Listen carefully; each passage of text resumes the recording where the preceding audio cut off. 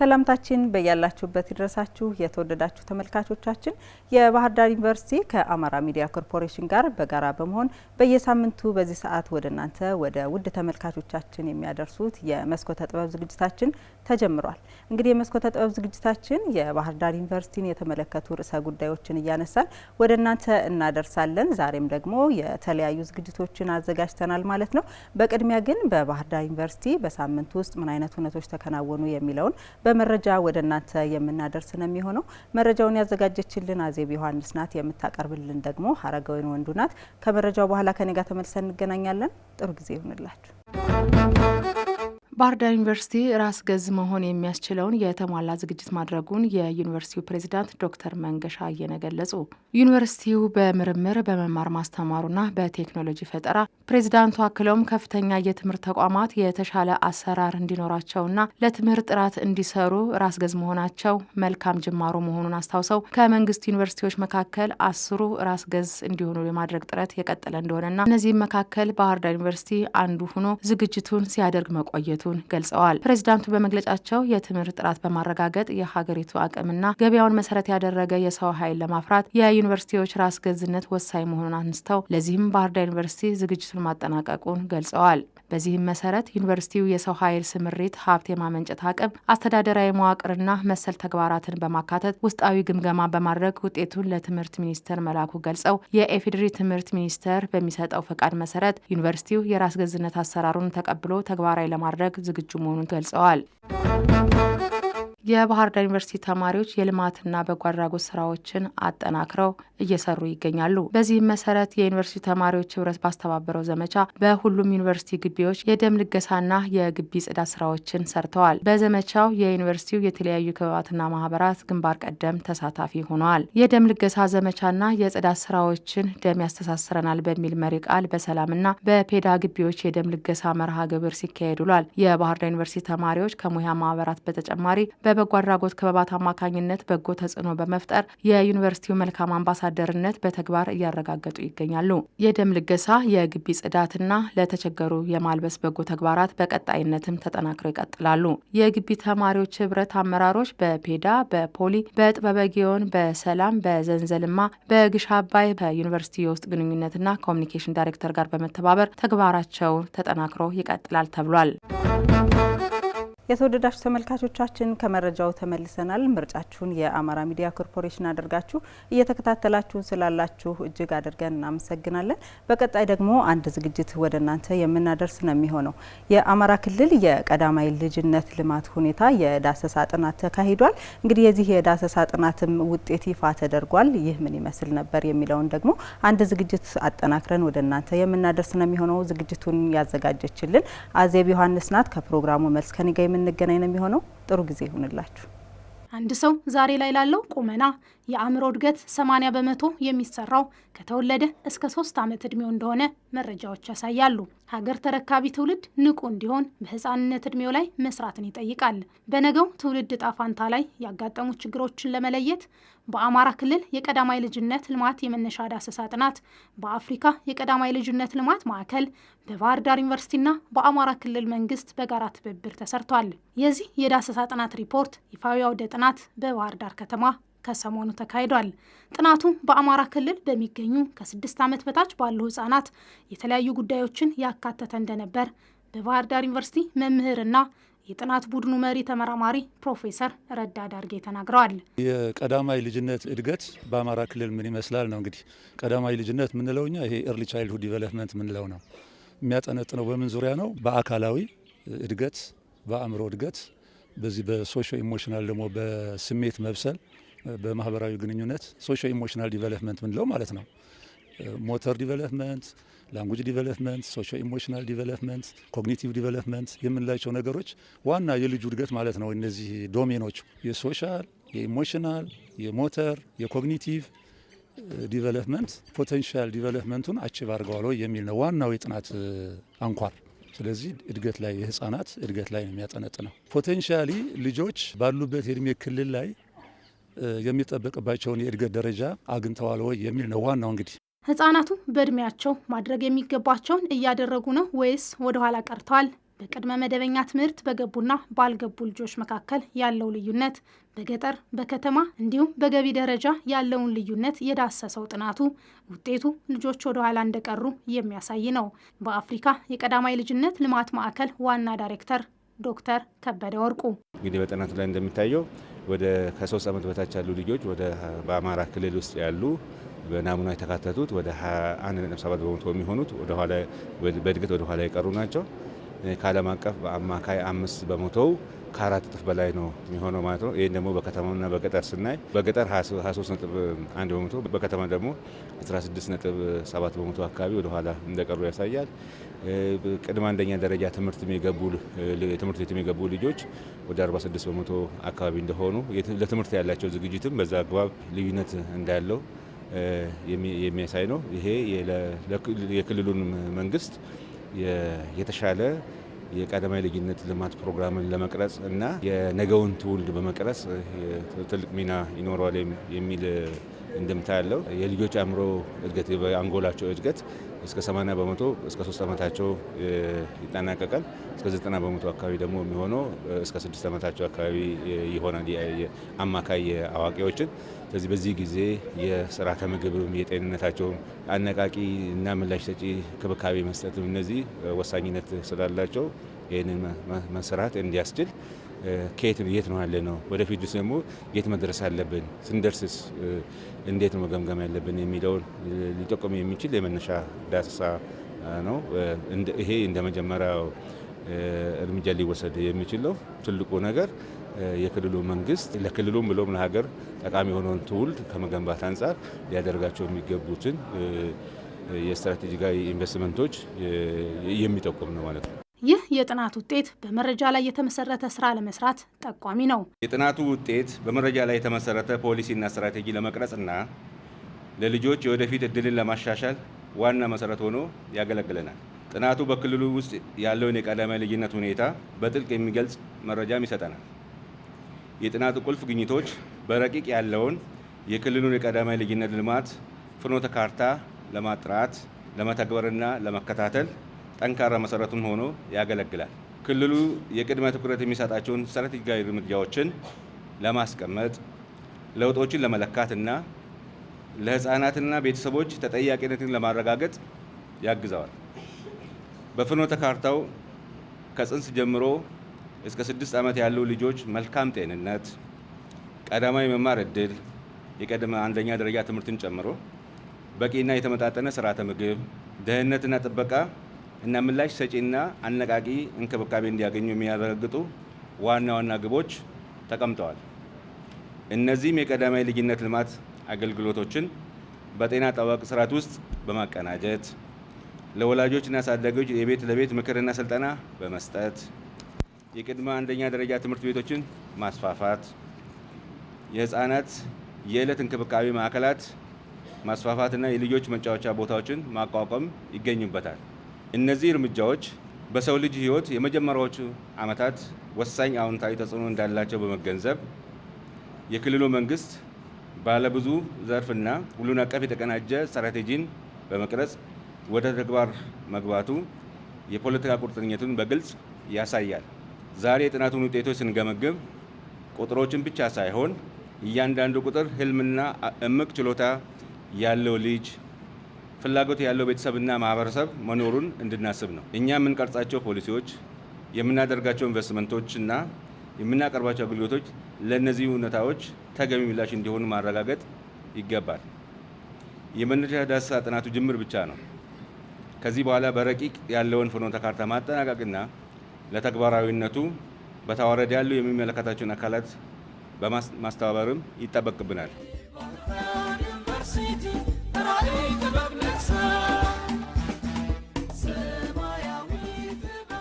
የህፃናትን የወደፊት ተስፋ በመገንባት የሀገራችንን የወደፊት እጣ ፋንታ መሰረት ለመጣል በቀዳማይ ልጅነት ልማት ሁኔታ የተደረገው የዳሰሳ ጥናት ውጤት በህፃናት ላይ ክልሉ ተግቶ መስራት እንዳለበት የሚያሳይ መሆኑን በምክትል ርዕሰ መስተዳደር ማዕረግ የማህበራዊ ዘርፍ አስተባባሪዋ ዶክተር ሙሉነሽ ደሴ ተናግረዋል። ክልላችን እንዲሁም ሀገራችን ላይ የወደፊት እጣ ፈንታችንን ልንወስን ከፈለግነ ህፃናት ላይ ማየት የትምህርት ጥራቱና የሚያፈራቸውን ተወዳዳሪ ትውልዶችን ስናይ ክፍተት ያለበት መሆኑን ተረዳን። ይህንን በማሰብ በሀገርም በክልልም ደረጃ የሚያግዘንን አካል ፈልገን ማስጠናት ፈለግን። በጥናቱም መሰረት ብዙ ቀበሌዎችን፣ ብዙ ወረዳዎችና ከተሞችን የዳሰሰ ጥናት ነው ያስጠና ነው። ይህንን ስናስጠና ከቅድመ መደበኛ በፊት ያሉ ህጻናትን በተለይ ደግሞ ከ3 እስከ 5 እድሜ ያላቸውን እነሱ ላይ ፎከስ ያደረገ ጥናት እንዲጠና ነው የፈለግነው። በየትኛውም መለኪያ ከፍተኛ በሚባለው ወይም ከ60% በላይ ወጥተው አላገኘናቸውም የክልላችን ህጻናት። አብዛኛዎቹ ሞዴሬት የሚባለው ላይ ወይም ደግሞ ከ40 እስከ 60 ባለው ውስጥ ነው ያገኘናቸው። አብዛኛው 40 ቤት ነው ያሉት። የተወሰኑት ላይ የተወሰኑ ኮምፖነንቶች ላይ ከ50 በላይ ሆኖ ያገኘናቸው። ይሄ ምንድነው የሚያሳየው? ላይ መስራትን ወይም ደግሞ 12ኛ ክፍል ውጤት መጣ አልመጣ ስራ ፈጣሪ ትውልድ ፈጠርና አልፈጠርነ ብለን ከምንላላት ታች ላይ መሰረቱ ላይ መስራት እንዳለብን ያሳየን ነው። የጀማመርናቸው ነገሮች አሉ። በተለይ ቅድመ አንደኛ ላይ የህፃናት መዋያ ላይ ፕላስ ከጤና ላይ ደግሞ እርግዝና ጀምሮ ህፃናት ወደ ቅድመ አንደኛ እስኪመጡ ድረስ ያለውን ክትትል ዲቨሎፕመንታቸውን በእያንዳንዱ ባለሙያ ትኩረት ሰጥቶ መከታተል እንዳለበትና የበቁ ህፃናትን ማፍራት መቻል እንዳለብን ተረድተናል። ከላይ ከወጡ በኋላ 7 ዓመት ሞልቷቸው 8፣ 10፣ 11 ዓመት ሞልቷቸው ብዙ ማገዶ ከምንጨርስ ታች ላይ መሰረቱ ላይ በትንሽ ጊዜ፣ በትንሽ ወጪ፣ በትንሽ እውቀት፣ በትንሽ ጉልበት ልጆቹን ማብቃትና ነገን በደንብ መገንባት እንደምንችል ያሳየ ጥናት ነው ያገኘነው። ይህ በቀዳማይ ልጅነት ልማት ሁኔታ የዳሰሳ ጥናት ውጤቱ በኢትዮጵያ ጥናቱ ከተጠናባቸው ክልሎች ጋር ሲነጻጸር መስራት እንደሚገባ የሚያሳይ ነው። ዶክተር ከበደ ከ3 ዓመት በታች ያሉትን ልጆች የእድገት ሁኔታ በምናይበት ጊዜ የአማራ ክልል ከ21.7 በመቶ አካባቢ ከእድገቱ ወደ ኋላ የዘገዩ ናቸው ብሎ መውሰድ ይቻላል። የሲዳማ ወደ 19.5 በመቶ፣ የኦሮሚያ 19.9፣ ድሬዳዋ 19.2፣ የአዲስ አበባ 12 በመቶ አካባቢ ነው። እሱ ከተማ ነው። አማራን ብንወስድ በከተማ በገጠር ልዩነት አለው። በደንብ መስራት እንደሚገባን መዘናጋት እንዳለ በፖሊሲ ማዕቀፍ አለ። ቀዳማይ ልጅነት ልማት ፕሮግራም ሲባል በጤና ውስጥ ብቻ ያለው ሊመስል ይችላል። የቅድመ አንደኛ ደረጃ ትምህርት ብቻ አድርጎ ሊወስድ ይችላል። የተቀናጀ መሆን አለበት። በዘርፈ ብዙ መሆን አለበት። የአንድ ዘርፍ ስራ አይደለም፣ የብዙ ዘርፎች ስራ ነው። ተባብሮ መስራትን የሚጠይቅና የአመራርም የበጀትም ቅንጅትን የሚጠይቅ የማህበረሰብን ተሳትፎ የሚፈልግ መስክ ስለሆነ እዛ ላይ ሁሉ መረባረብ ይኖርበታል። ጥሩ ጅማሮ አለ። ባህር ዳር ዩኒቨርሲቲ ከፍታውን ባስጠበቀበት በዚህ ስራ የዳሰሳ ጥናቱን ያጠኑት ባለሙያዎች ማጠቃለያ ምን ይመስላል? ፕሮፌሰር ረዳ በክልል ደረጃ እንግዲህ መነሻ ሀሳብ ስለተጠና የወላጅ እዚህ ላይ እንግዲህ ይህን ለማሻሻል የወላጅ አስተዋጽኦ ያስፈልጋል። የኮሚኒቲ አስተዋጽኦ ያስፈልጋል። የትምህርት ቤት አስተዋጽኦ ያስፈልጋል። በህፃናት እድገት ዙሪያ ያለ ፖሊሲ የራሱ የሆነ ሮል ይኖረዋል። ስለዚህ የጥናቱ ውጤት ለነዚህ አሁን ያልኩሽ አካላት ስቴክሆልደርስ ግብአት ይሆናል ማለት ነው እና እዛ ላይ እንግዲህ ለኢንተርቬንሽን ጥናት ይጋብዘናል ማለት ነው። 3 ዶሜኖች አሉ የህፃን እድገት በፊዚካል፣ በኮግኒቲቭ፣ በሳይኮሶሻል። በዚህ ደረጃ ላይ የእድገት ለውጥ በሚጠበቀው እድሜ ደረጃ ላይ የሚጠበቅ እድገት አለ። ያ ነገር ኦልሞስት 20%ዎቹ ይህን አኳይር አላደረጉም እና ምንድነው በዚህ ቤዝ ላይን መሰረት ክልሉ የጤና ቢሮ፣ የትምህርት ቢሮ፣ የሴቶችና ህፃናት ቢሮ የምንለው እንዲሁም ደግሞ ከተማ ልማት የምንለው እነዚህ ልጆች የሚጠበቅባቸውን የእድገት ደረጃ አኳየር እንዲያደርጉ ተረባርበው መስራት እንዳለባቸው ነው የሚያሳየው። ይህ ነገን ሀገር የሚሰሩ ህጻናት ጉዳይ የሁሉንም አካል ርብርብ የሚጠይቅ በመሆኑ በቅንጅት መስራት ያስፈልጋል። የአማራ ክልል መንግስትም የህጻናትን የወደፊት ተስፋ ለመገንባት በቁርጠኝነት ወደ ስራ መግባቱን ዶክተር ሙሉነሽ ተናግረዋል። የክልላችንን ችግር አይተን ለመፍቻ ይሆናሉ ብለን በሁሉም ሴክተር ላይ ያጠናናቸውና ያቀድናቸው የ25 ዓመት የዘላቂ ልማትና አሻጋሪ እቅድ አለን። በዚያ እቅድ ውስጥ የተከፈለ የ5 ዓመት ስትራቴጂክ እቅድ አለን፣ የ1 ዓመት እቅድ አለን። ከነዛ በትምህርት ተቋሙ ላይ ካቀድናቸው ውስጥ አንደኛውና ዋናው ቅድመ አንደኛ ላይ መስራት ነው። ከማን ጋር እንሰራለን? እኔ እንደ ማህበራዊ ክላስተር ጤና ጋር እንሰራለን።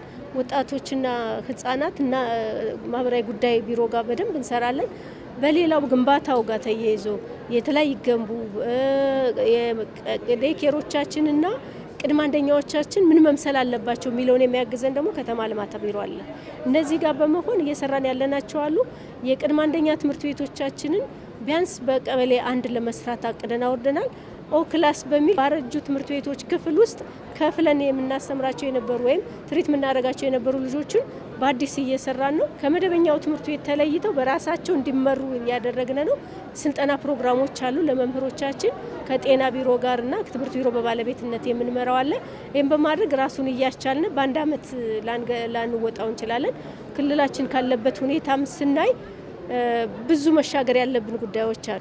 ይሄንን ለመቅረፍ ሁሉንም ባለድርሻ አካላት አንዱ ኪፒአይ አድርገን ያወረድነው ወደታችም የቅድመ አንደኛ ስራችንን የምገባ ስራችንን ምገባችንን ቀድመን የምንሰራው አቅም ስለማይፈቅድ ቅድመ አንደኛ ላይ ነው የምንሰራው። ምገባ የጀመርነው በዚህ አመት 2.8 ሚሊዮን ተማሪዎችን በባለድርሻ አካላትም በመንግስትም በሁሉም በህብረተሰቡ አድርገን 2.8 ሚሊዮን ተማሪዎችን እንመግባለን ብለን አስበናል። ብዙ ወረዳዎች ላይ አልፎ አልፎ ቢሆንም ጀምረናል።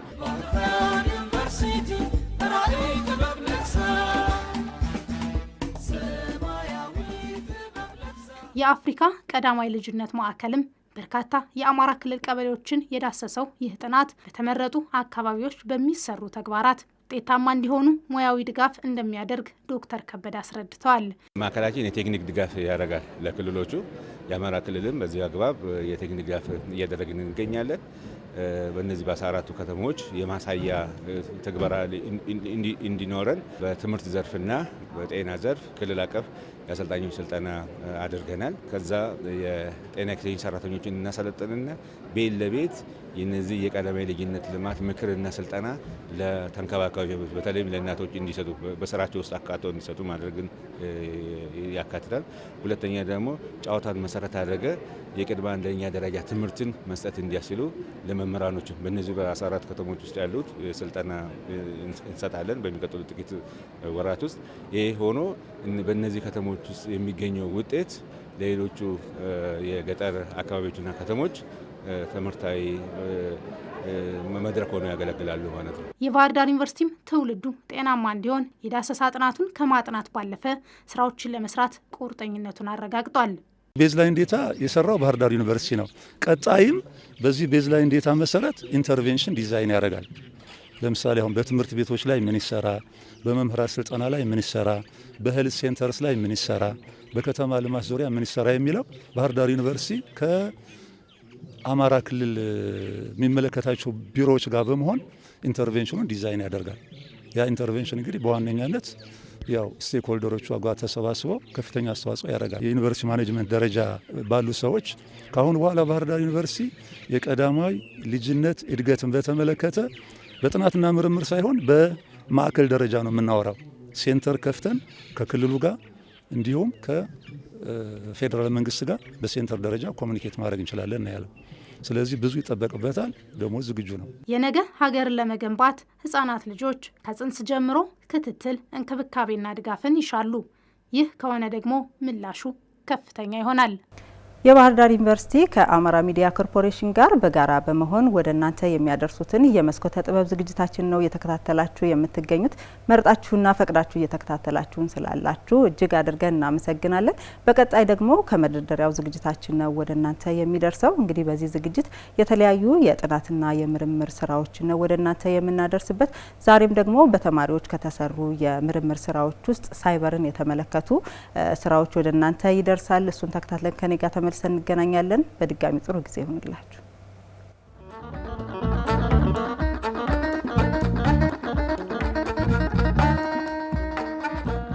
ስሜ ኪዳኑ አወቀ ይባላል። የባህር ዳር ዩኒቨርሲቲ የኤሮስፔስ ኢንጂነሪንግ ተማሪ ነኝ እና ጓደኛዬ ደግሞ ቴዎድሮስ ብርሃኑ ይባላል። እኛ የሰራነው ነገር ምንድነው? ዩኤቪ ነው ወይም ደግሞ አንማንድ ኤሪያል ቪክል የምንላቸው ነገሮች ናቸው። ወይም በእኛ አጠራር ድሮን የምንለው ነገር ማለት ነው። ድሮኑንም ለመስራት የፈለግንበት ምክንያት አንዳንድ ቦታዎች ላይ የአንበጣ መንጋ ሰብሎችን ያጠቃል እና ሰብሉን ለመከላከል ደግሞ በተለምዶ ጅራፍ ምናምን ይጮሃል። እሱን ነገር ሞር ዲጂታላይዝድ ብናደርገውና እነዚህ ቪክሎችን ብንጠቀም እና በሚከሰትበት ጊዜ እዛ ቪክሎች ላይ የድምጽ ሞገድ ወይም ሲግናል የምንለው ፍሪኩዌንሲ አድጀስት የተደረገ ሲግናል እነዚህ ሁክ ዋርሞችን ወይም አንበጣ የምንላቸውን ነገሮች እነሱን መረበሽ የሚችል አይነት ፍሪኩዌንሲ ያለው ሲግናል እሱን ፔሎድ አድርገንለት ወይም ድሮኑ ላይ አድጀስት አድርገ ነው በሚከሰትበት ጊዜ እነዛ ሁክዋርሞችን እንዲያባረር ወይም ከቦታው እንዲያሸሽና ሰብሉን ከአደጋ እንዲከላከል የሚያደርግ ሲስተም ለመዘርጋት በማሰባችን ነው እና የሰራነው ፊክስድ ዊንግ ድሮን የሚባል ነው። እኛ ሀገር ላይ ስፔሻሊ በኤሮስፔስ ዘርፍ ብዙም አልተሰራምና አሁን ላይ ገና ዲቨሎፕ እያደረገ ያለ ዘርፍ ነው። እኛ የኛ ስራ ለየት ማለቱ ብቻ ሳይሆን አሁን ብዙ ጊዜ ሁክዋርም ሲነሳ ሄሊኮፕተሮች ነው የምንጠቀመው። ሄሊኮፕተር ተጠቀምን ማለት ደግሞ ለስንት ምን ያህል ኤሪያ ከቨር ማድረግ ይቻላል ሄሊኮፕተር አንድ ኤሪያ ላይ ብንሰደው ያንን ሄሊኮፕተር ከገንዘብም አንፃር ከሌላም ከብዙ ነገርም አንፃር ከሰው ኃይል አንፃር ምናምን ኤፊሽንት አይደለም። እኛ ደግሞ የምንጠቀማቸው ድሮኖች ሞር ዲቨሎፕ ስናደርጋቸው አንደኛ ሰው አይጠቀሙም፣ ሁለተኛ አውቶሜትድ የሆነ ሲስተም ይኖራቸዋል ወደፊት፣ ሶስተኛ ደግሞ ኮስት ኤፊሽንት ናቸው።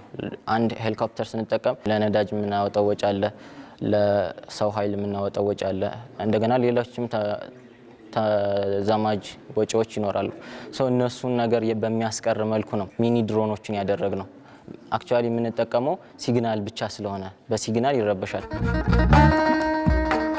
ድሮን ስንል ለምሳሌ ለሰርቪላንስ አገልግሎት መጠቀም እንችላለን። ምክንያቱም ከነሱም ሰው አልባ በራሪ አካል ነው የምንለው ድሮን ሚኒንጉ ማለት ነው እና ለሰርቪላንስ መጠቀም እንችላለን። ሀገራችን ከጥቃት ለመከላከልም መጠቀም እንችላለን። እንደገና ደግሞ ለካሜራ ለኢንተርቴንመንት መጠቀም እንችላለን። በተጨማሪ እሳት አደጋ ሲነሳም ለዛ መጠቀም እንችላለን። አድቫንስድ ካደረግ ነው ድሮን ዘርፈ ብዙ የሆነ ቪክል ነው። እኛ ሀገር ላይ ገና እየተጀመረ ስለሆነ ሞር ይጠቅመናል ብዬም አስባለሁ። ስሜ ሱራፌል ዘላለም ይባላል። የሰራሁት ፕሮጀክት ምንድነው? የኢትዮኪ ሴኩሪቲ ኬ ፕሮጀክት ነው። ይህንን ፕሮጀክት እንድንሰራ ያነሳሳን ነገር ምንድነው? ወይም እንደ ችግር ብለን ያየነው ነገር በሀገራችንም እንደ ዓለም እየተስፋፋ ያለ ችግር ምንድነው? የሰዎች ማህበራዊ ሚዲያ አካውንት፣ ሶሻል ሚዲያ አካውንቶችና የተለያዩ ብሮች እየተዘረፉ፣ ባንኮች እየተዘረፉ ይገኛሉ። ይሄ የሆነው ምንድነው? ከፒናችን አለፍ ብሎ የምንጠቀመው አውተንቲኬሽን ሲስተም በቀላሉ ኢንተርሴፕት ተደርጎ ወይም ሰው በመሀል ገብቶ ያንን ኪል ሊወስድብን ይችላል ማለት ነው። ሁላችንም እንደምናውቀው ለምሳሌ የሆነ አካውንት በስልካችን ስንገባ ኮድ ይላክልናል አይደለ? ያንን ኮድ ስንጽፍ በመሀል ሌላ ሰው ኢንተርሴፕት አድርጎ ያን መውሰድ ይችላል፣ ወይ ደግሞ ሲሙን ስዋፕ አድርጎ ስቲል ሀክ ሊያደርገን ይችላል ማለት ነው። ከዛ አለፍ ሲል ይችን የኢትዮኪ ሃርድዌር ሴኩሪቲ ኪ ሰርተናል ማለት ነው። ይህ ምንድነው ኖርማሊ ስራው የሚሆን ከሰርቨሩ የሚመጣውን ቻሌንጅ ሳይን ያደርጋል ማለት ነው። ክሪፕቶግራፊክ ቻሌንጅ ነው። ሃሽድ የሆነ ፋይል ነው። ያንን ፋይል ልክ በሁለቱ ኮሚኒኬሽን ምክንያት ሶልቭ ያደርግለትና ሶልቭ ካላደረገለት አክሰሱን ዲናይ ያደርገዋል ማለት ነው። ያለበለዚያ አክሰሱን ባይፓስ አድርጎ ወደ ቀጣዩ ስቴፕ እንዲሄድ ያደርገዋል ማለት ነው። ለምሳሌ ይህንን የምንሰራው ባንክ ፖርታልና ዩኒቨርሲቲ ሲስተሞች ላይ ሊሆን ይችላል። ባንክ ፖርታል ላይ ለምሳሌ ይህን ያህል አማውንት ወደዚህ አካውንት ትራንስፈር ሳደርግ ሁላችንም እንደምናውቀው ፒን አለ። ኖርማሊ ፒን ካስገባን በኋላ ይህንን ዲቫይስ ኢንሰርት እንዳደርግ ጠይቀናል ማለት ነው። ለሁሉም የተለያየ ፕራይቬት ኪ ይኖረዋል ለእያንዳንዱ ዲቫይስ ማለት ተመሳሳይ አይሆንም። ያ ፕራይቬት ኪ ደግሞ ማንኛውም ሀከር ገብቶ ያንን ፕራይቬት ኪ ሊወስደው ወይም ሀክ ሊያደርገው ሊጠልፈው አይችልም ማለት ነው በፍጹም። ይህንን ዲቫይስ ብናስፋፋውና እንደ ሀገርም የመጀመሪያው ሴኩሪቲ ኪ ነው የሚሆነው። በዓለም ደረጃ በጉግል እና ዩቢኮክ በተባሉ ድርጅቶች ላይ ተሰርቷል። ነገር ግን በጣም ኮስት ያደርጋል።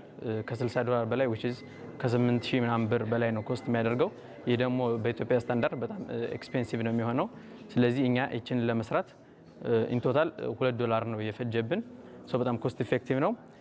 በመሀል ዩአይ ሰርተንለታል ለፕሮጀክታችን። ያ ዩአይ ደግሞ ማንኛውም ሰው ገብቶ ሬጂስተር አድርጎ እንደ አዲስ ዩዘር ገብቶ መጠቀም የሚችለው ነው። ከዛ በኋላ ከገባ በኋላ የራሱን ኪ አክሰስ ያደርጋል ማለት ነው። አክሰስ ሲያደርግ ሁለቱ ኮሚኒኬት አድርገው ይተዋወቃሉ ማለት ነው። ን ከዛ በኋላ በሱ አካውንት በዛ በከፈተበት አካውንት ስር ያሉትን በሙሉ በዚህ ዲቫይስ አውተንቲኬት እንዲያደርግ ያስገድደዋል ማለት ነው። ለምሳሌ ጉግል አካውንታችን ሊሆን ይችላል። ሌላ ሰው ሊገባበት ሲሞክር ፓስወርዱን ካወቀው፣ ፓስወርዱ ለምሳሌ ሀክ አድርጎ አወቀው እንበል፣ ሶሻል ኢንጂነሪንግ ሜቶድ ተጠቅሞ አውርቶት ሊሆን ይችላል። ካወቀው በኋላ ን ሰከንድ ስቴፕ እቺን ዲቫይስ ደግሞ ኢንሰርት እንዲያደርግ ይጠይቀዋል ማለት ነው። ለምሳሌ ሌላም ሀክ እየተደረገ ያለ ነገር የቴሌግራም አካውንት ነው። የምታውቁት ቴሌግራም አካውንቶች እየተወሰዱ ይገኛሉ። በላይ የሚመጡትን ከኖቲፊኬሽን የሚመጡትን ኮዶች ሀክ እያደረጉና እየተጠቀሙ ይገኛሉ። ነገር ግን ይህን ዲቫይስ ብንጠቀመው በጣም ሴኪውርድ የሆነና ሀክ እንዳንደረግ የሚያደርገን ፕሮጀክት ነው። ይህንን ፕሮጀክት ለወደፊትም እናስፋፋውና እንደ ትልቅ ድርጅት አድርገን ልንሰራው የምንችለው ፕሮጀክት ነው። እንዳሁኑ ግን እንደ ዴሞንስትሬሽን ይህንን ሰርተናል ማለት ነው። ይህን ዲቫይስ በቀላሉ ለኢትዮጵያም ተደራሽ ማድረግ ቀላል ነው የሚሆነው። እችን እቃ ማግኘት ቀላል ስለሚሆን እዚሁ ጋር አምርተን ለህዝቡ ተደራሽ ማድረግ ቀላል ይሆናል ማለት ነው። ስሜ ናሆም ዝዬን ይባላል። አሁን ይዤላችሁ የመጣሁት የአንዱ የሰራሁት ፕሮጀክት ነው። ጋሻ ሳይበር አዌርነስ ጌም ይባላል። ይህ ፕሮጀክት ዋና የሚያጠናው ነገር ምንድነው? አብዛኛውን ጊዜ በምንመለከትበት ጊዜ ሳይበር ሴኩሪቲን ማወቅ የሚፈልጉ በጣም ብዙ የሆኑ ተማሪዎችና ህጻናቶች ይኖራሉ። ነገር ግን እነዚህን የምናገኝባቸው ሜቶዶችና ቦታዎች አንደኛ ነገር ወይ ዲጂታሊ በዶላር ከፍለን ሊሆን ይችላል፣ ወይም ሁለተኛ ነገር ደግሞ አሁን እንደተሳተፍንበት በኢንሳ ኢኒሺቲቮች ይሆናል። ነገር ግን ደግሞ የነሱ ችግር ምንድነው? ሁሉንም ያማከለ ወይም ደግሞ በጣም ለብዙ ሰው የሆነ ፕሮግራም አይዘጋጅም ማለት ነው። ስለዚህ ነው ምንድነው የሰራሁት? ህጻናቶች አብዛኛውን ጊዜ እንደምናውቀው ሲጫወቱ ጌም ብዙ ሰዓት ነው የሚፈጁት አይደል? ስለዚህ እነዚህ ህጻናቶች የሚያዝናና ጌም ማለት ነው የሚያዝናና ጌም አንድ ላይ እየተጫወቱ በተጨማሪም ልክ እንደያንዳንዱ ዩዘር እንደያንዳንዱ ተጫዋች ለነሱ ተብሎ የተሰራ ሳይበር ሴኩሪቲ እውቀት የሚሰጥ አፕሊኬሽን ወይም ጌም ነው የሰራ ነው ማለት ነው። ስለዚህ ይህን ጌም በምንመለከትበት ጊዜ አንደኛ ነገር የሚጫወተው ሰው ትልቅ ሊሆን ይችላል፣ ትንሽ ሊሆን ይችላል፣ ትናንሽ ህጻናቶች፣ የሃይስኩል ተማሪዎች ሊሆን ይችላል።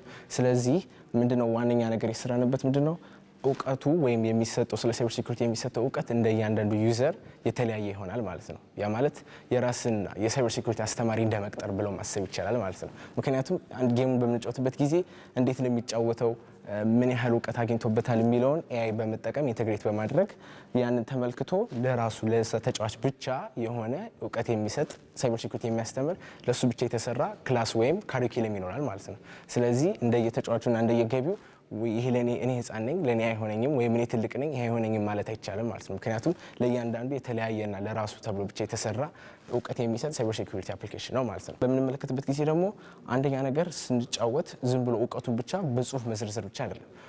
ልክ እንደተጫወተ እያንዳንዱ ትንሽ እውቀቶችን ሊሰጥ ይችላል። ለምሳሌ እንደዚህ ኦፌንስ ለማድረግ እንደዚህ ዲፌንድ ለማድረግ እንደዚህ እያለ ሳይበር ሴኩሪቲን በጌም መልኩ ያስገባልናል ማለት ነው። አሁን እንደምንመለከተው ለምሳሌ አብዛኛው ጊዜ ህጻናቶች ሲጫወቱ የመኪና ጌም ተጫወተው አይደለ?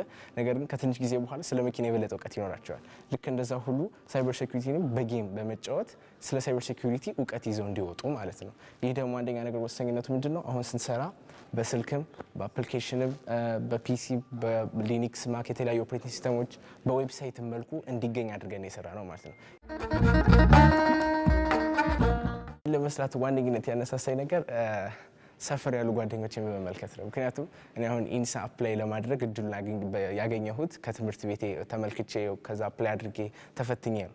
ነገር ግን ደግሞ አሁን ያን ጊዜ የሌላቸው ሰዎች ሊኖሩ ይችላሉ፣ ወይም ደግሞ በሌላ ትምህርት ላይ ትኩረት ያደረጉ ተማሪዎችና ህጻናቶች ያንን አፕላይ ካላደረጉ የኢንሳ መሳተፍ አልቻሉም ማለት ነው። አሁን አብዛኞቹን ጓደኞች እንደዛ አላደረጉም። ስለዚህ ያን በመመልከት ለምን ለነሱም የሚሆን ምክንያቱም ሁሉም ሰው ሊደርስ ሁሉም ሰው ሊማርበት የሚችል አፕሊኬሽን አልሰራም ብዬ ተነሳሳይ ማለት ነው። ምክንያቱም እኛ ራሱ ስንማር የምንጠቀምባቸው ዲቫይሶችና ዲጂታል እውቀቶች ከውጭ የመጡ ናቸው ወይ ዶላር የሚጠይቁ ናቸው ወይም ራሳችን ቁጭ ብለን ማንበብ አለብን። ስለዚህ እዚሁ ኢትዮጵያ የተሰራ ሁሎችንም የሚያግዝ የሚያስተምር አንድ የሳይበር ሴኩሪቲ አፕሊኬሽን ለመስራት ብዬ ነው የተነሳሳው። ለኢትዮጵያ ተብሎ የተሰራ ስለሆነ አማርኛ፣ ኦሮምኛ ሁሎችንም ላንጉጆች አካቶ ለመስራት ስለሆነ አሁን አብዛኛውን የቀረን ትራንስሌት ማድረግና ማውጣት ነው ማለት ነው። ስለዚህ በ2 ወር ውስጥ ወይ በ3 ወር ውስጥ ሁሉም ተጨርሶ በስልክ በአፕሊኬሽን በሁሉም ይገኛል ማለት ነው።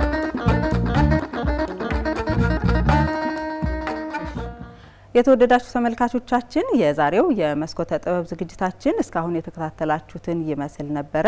በቅድሚያ በባህር ዳር ዩኒቨርሲቲ በሳምንት ውስጥ ምን አይነት ሁነቶች ተከናወኑ የሚለውን ወደ እናንተ አደረስን። በቀጣይ ደግሞ በአማራ ክልል የቀዳማይ ልጅነት ልማት ሁኔታ የዳሰሳ ጥናትን የተመለከተ ዝግጅት ነበር ወደ እናንተ ያደረስነው። በስተመጨረሻም ደግሞ በተማሪዎች ከተሰሩ ፕሮጀክቶች ውስጥ ወደ እናንተ ያደረስንበት ከመደርደሪያውን ዝግጅት ነበር የተከታተላችሁት። መርጣችሁና ፈቅዳችሁ ስትከታተሉን ስለቆያችሁ እጅግ አድርገን እናመሰግናለን። ፕሮግራሞቹን በማዘጋጀት አዜብ ዮሐንስ፣ በትውውቁ ደግሞ እኔ ተስፋነሽ ጥሩነህ አብረናችሁ ነበርን። ሳምንት በሌሎች ፕሮግራሞች በተመሳሳይ ሰዓት እንጠብቃችኋለን። እስከ ሳምንት ቸር ቆዩልን።